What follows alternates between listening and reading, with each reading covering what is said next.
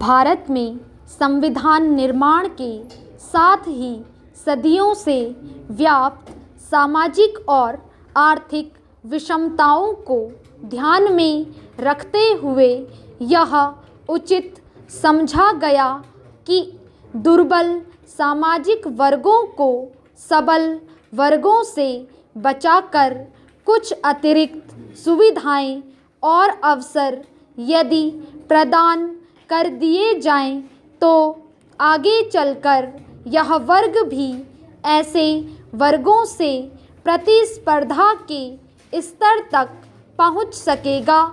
इसी मंशा के तहत संविधान निर्माताओं ने इस व्यवस्था का प्रतिपादन किया कि ऐसे वर्गों को सरकारी नौकरियों, संसद एवं राज्य के विधान मंडलों में यदि कुछ स्थान आरक्षित कर दिए जाएं तो जहां इनकी राजनीतिक भागीदारी सुनिश्चित हो सकेगी वहीं इनका सर्वांगीण विकास व उन्नयन कर समाज में प्रतिष्ठा एवं सम्मानजनक स्थान दिलाकर सामाजिक न्याय की स्थापना सुनिश्चित की जा सकेगी।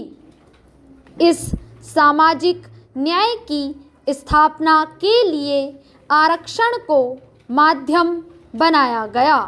सरकारी नौकरियों में आरक्षण की व्यवस्था स्वतंत्र भारत में ही नहीं अपितु स्वतंत्रता से पूर्व भी लागू थी। 1919 के भारत सरकार के अधिनियम को लागू होने के बाद भारत के मुसलमानों ने भारत में सरकारी नौकरियों में अल्पसंख्यकों के लिए आरक्षण की मांग की।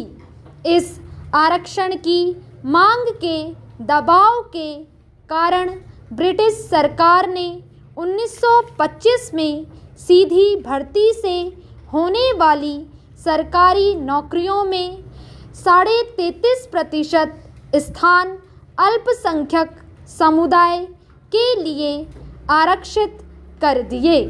अल्पसंख्यकों के लिए आरक्षित इस कोटे में से मुसलमानों के लिए 25% स्थान और 8.5% स्थान एंग्लो इंडियन समुदाय के लिए आरक्षित किए गए।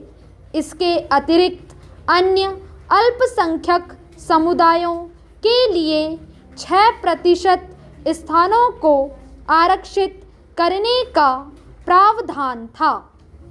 स्वतंत्रता प्राप्त करने के पश्चात सरकारी नौकरियों में मुसलमानों को दिया गया समस्त आरक्षण समाप्त कर दिया गया, लेकिन एंग्लो इंडियन समुदाय के लिए आरक्षण की व्यवस्था आगामी 10 वर्ष के लिए जारी रखी गई।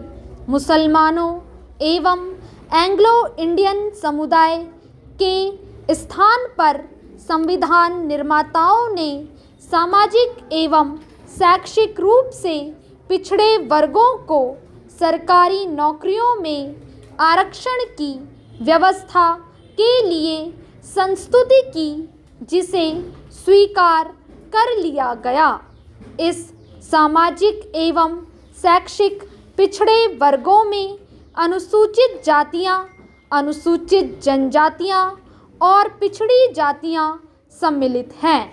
इन अनुसूचित जातियों और अनुसूचित जनजातियों को प्रारंभ में सरकारी नौकरियों में और लोकसभा एवं राज्य विधानसभाओं में प्रारंभिक रूप से 10 वर्ष के लिए आरक्षण प्रदान किया गया, जिसे समय समय पर निरंतर रूप से 10-10 वर्ष के लिए बढ़ाया जाता रहा, जो वर्तमान में भी जारी है। संविधान के अनुच्छेद 15(4) में राज्य को नागरिकों के सामाजिक और शैक्षिक दृष्टि से पिछड़े वर्गों और अनुसूचित जाति तथा अनुसूचित जनजाति के लोगों के उत्थान के लिए विशेष उपाय करने का अधिकार प्रदान किया गया है।